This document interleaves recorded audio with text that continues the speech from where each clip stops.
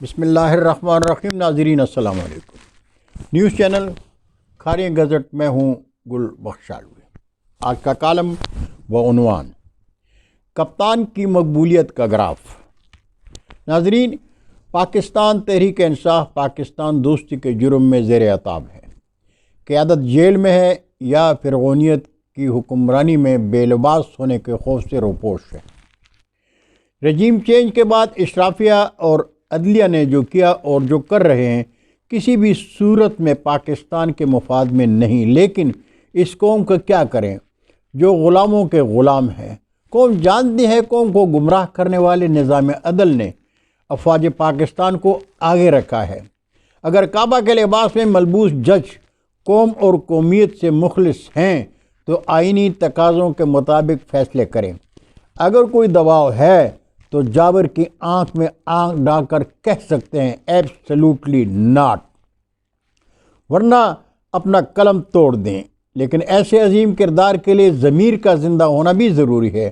وہ زندہ ضمیر ہے پاکستان کا ہر دل عزیز کپتان عمران خان۔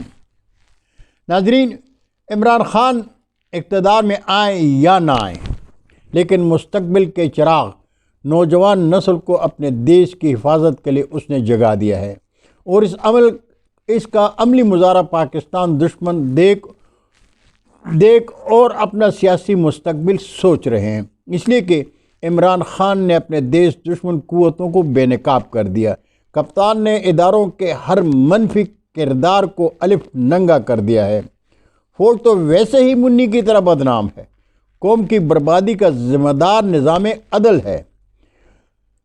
مغربی غلام ظلم اور بد اخلاقی کے آخری حد تک عبور کر گئے، لیکن کپتان کی مقبولیت کے گراف نہ گرا سکے۔ تحریک انصاف کے وطن دوستوں سے خوف زدہ سیاستدانوں اور اداروں نے آخری حربہ آزمایا۔ درباری الیکشن کمیشن نے انٹرا پارٹی الیکشن کا ڈرامہ کھیلا، لیکن کپتان نے اختتام سے قبل ہی ڈرامہ فلاپ کر دیا۔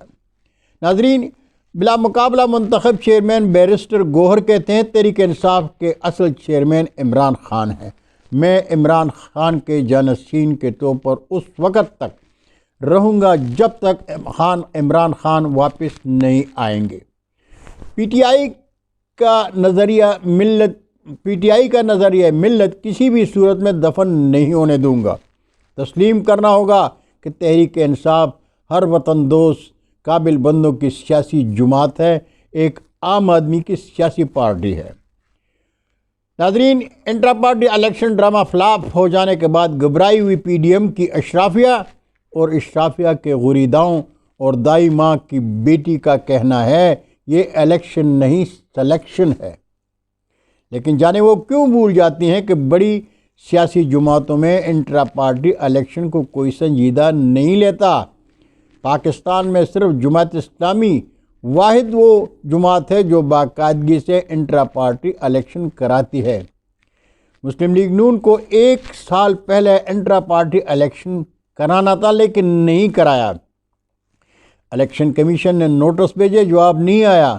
جنوری میں فائنل ڈیڈ لائن اور وارننگ دی گئی، لیکن الیکشن کراؤ ورنہ انتخابی نشان نہیں ملے گا۔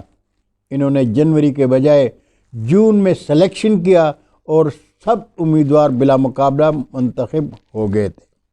ناظرین، تحریک انصاف کی حکومت گرائے جانے کے لیے تحریک انصاف سے پہلے لوٹے خریدے گئے۔ حکومت گری تو باقی ماندہ نقاب پوش بے نقاب ہو گئے، اور اب انٹرا پارٹی الیکشن پر واویلا کرنے والے آستین کے سانپوں کی باری ہے۔ یہ وہ سپولے ہیں جنہیں تحریک انصاف نے دودھ پلایا، لیکن مشکل کی گھڑی میں تحریک انصاف کے پرچم کے سائے میں آنے والے اعلیٰ تعلیم یافتہ شخصیات قومی سطح پر عمران خان کی پاکستان دوستی اور مقبولیت کا برملا اعتراف ہے۔ بہت شکریہ ناظرین، یہ تھا آج کا کالم۔ انشاءاللہ زندگی نے ساتھ دیا تو پھر برقی رابطے میں ملاقات ہوگی۔ تب تک کے لیے اجازت چاہوں گا۔ پاکستان زندہ باد۔